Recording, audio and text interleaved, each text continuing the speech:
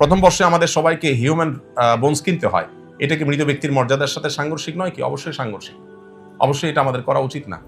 এখন বিকল্প যদি কোনো পথ আপনার কাছে না থাকে, কিন্তু যদি আপনি বাধ্য হন শেখার প্রয়োজনে, বিক্রি ডেফিনেটলি আপনি করবেন না, আপনি দান করবেন অন্য কোনো স্টুডেন্টকে, সাদাকা করে দিবেন যে তুমি এ করো। কিন্তু এটাও মানব দেহ নিয়ে এই এক্সপেরিমেন্ট, এটার বিকল্প যেহেতু আছে, পৃথিবীর উন্নত দেশগুলোতে আমরা জানি যে তারা ডামি দিয়ে তাদের এই কাজটা সারে, তো আমরা কেন সেটা করব না? আমাদের এটার জন্য দরকার কথা উঠানো, দরকার ভয়েস রেজ করা, দরকার এটার জন্য আমাদের প্ল্যান প্রোগ্রাম করা, যাতে বিকল্প পথ পাই। আল্লাহ তাআলা বলেছেন লাকাদ কাররামনা বানি আদম। হাদিসে আসছে নবী সাল্লাল্লাহু আলাইহি ওয়াসাল্লাম বলেছেন কাসরু আজমিল মাইয়িতি কাকাসরি হাইয়া, একজন মৃত মানুষের হাড্ডি ভাঙা আর জীবিত মানুষের হাড্ডি ভাঙা সমান।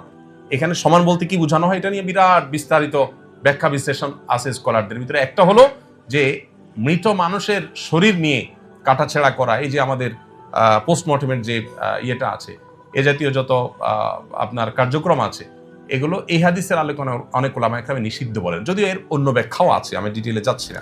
এরপরে প্রশ্নের উত্তর হলো যে বাসায় মা মেয়েদেরকে বা স্ত্রীকে নিয়ে যদি জামাতে নামাজ পড়েন, একামত দেওয়ার প্রয়োজন আছে কিনা? একামতের কনসেপ্ট আমাদের বুঝতে হবে। একামতটা কি? একামতটা হলো আমি নামাজে দাঁড়াচ্ছি, কেউ যদি আমার সাথে এসে শামিল হওয়ার সুযোগ থাকে সেজন্য আসে, তার জন্য তাকে ডাক দেওয়া, জানান। এই জন্য জামাতে আপনি বাসায় মা বোনদেরকে সাথে নিয়ে জামাতে নামাজ পড়লেও একামত দিবেন, তবে একামত আপনি দিবেন অথবা কোনো পুরুষ দিবেন। আর এমনকি একাও যদি আপনি কোনো ফরজ নামাজ পড়েন তাহলেও আপনি একামত দিবেন। কেন? কারণ নবী করিম সাল্লাল্লাহু আলাইহি সাল্লাম এই সম্পর্কে হাদিসে কিন্তু পরিষ্কারভাবে নির্দেশ করেছেন যে একটা লোক যদি একাকী থাকেন, কোথাও কোনো মানুষ নেই, জনমানব শূন্য জায়গা, তিনিও যদি এখানে নামাজ পড়েন তিনি একামত দিবেন। তার একামতের মিনিং হবে, আজান মিনিং হবে যে কেউ যদি আমার আওয়াজ শোনো, কোনো মানুষ যদি থাকে সে যেন আমার সাথে এসে শামিল হোক, কেউ শামিল না হোক, একামত দিলে সে সওয়াব পাবে। এই জন্য একাও যদি ফরজ নামাজ একা পড়েন, তারপর একামত দিয়ে পড়াটাই হলো সুন্নাহ। অতএব মা বোনরা জামাতের সাথে পড়লে তো অবশ্যই একামত দিবেন। মসজিদের প্রধান জামাতের পর আবার কেউ জামাত করতে চাইলে তার নিয়মাবলী সম্পর্কে বিস্তারিত জানতে চাই। মসজিদের প্রধান জামাত হয়ে গেলে আর জামাত করা যাবে কিনা, এটা আরেকটা প্রশ্ন। তো এক্ষেত্রেও হানাফি থটে ওলামায়ে কেরাম বলেন যে করা যাবে না, মাকরুহ বলেন ওরা। যুক্তি কি? যুক্তি হলো যে এভাবে যদি সেকেন্ড থার্ড অপশন রাখা হয় তাহলে মূল জামাতের গুরুত্ব মানুষের কাছে কমে যাবে, এই যুক্তিতে ওনারা মাকরুহ বলেন।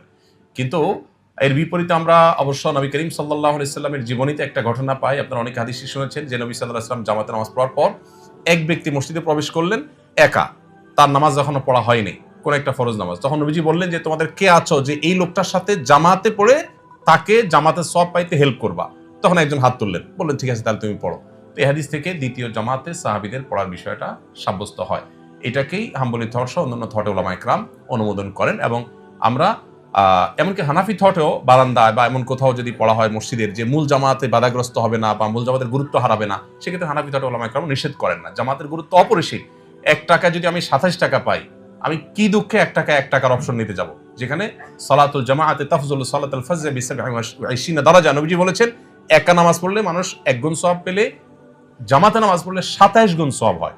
কিভাবে সম্ভব একজন মুসলমান জামাতে নামাজ পড়া ছাড়া একা নামাজ পড়তে পারেন? কিভাবে? কেউ নামাজ পড়ে ফেলছে, তার হাতে পায়ে ধরে হলেও ভাই আপনি নফলের নিয়ত আমার সাথে জামাতে দাঁড়ান, আমি আপনার সাথে পড়ি, 27 গুণ বেড়ে যাবে। তাহলে আমল নামাকে আমি কেন 1 গুণে রাখবো?